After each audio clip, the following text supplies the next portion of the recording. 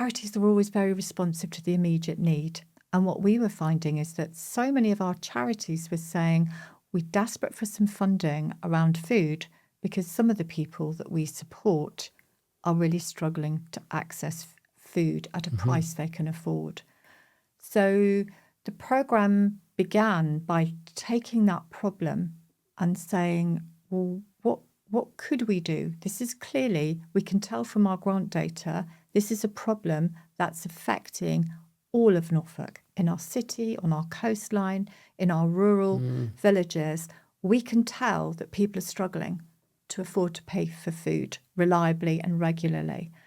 And so we piloted something called a social supermarket in Thetford. Very basic idea to have a food offering, a little bit like a convenience store, where individuals who live in that area who are struggling can go to that convenience store and save just enough money on just enough lines of food to be able to get by and to prevent crisis.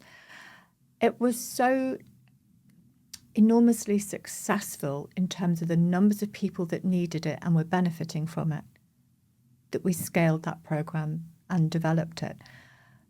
But the concept was always from the beginning, if someone is struggling with food and putting food on the table, it's symptomatic of a much bigger problem. Of course. So let's tackle the critical issue, because without food you won't survive. Let's spend time with people and let's understand what the other challenges are that have led them into that space in the first instance. Oh, absolutely. I think that's really right. And so, when you think about it, that shouldn't be happening in a country like this in today's world, should it really? No, and not in a food-producing region like Norfolk. Exactly. It just shouldn't be possible. It shouldn't be possible. But it is.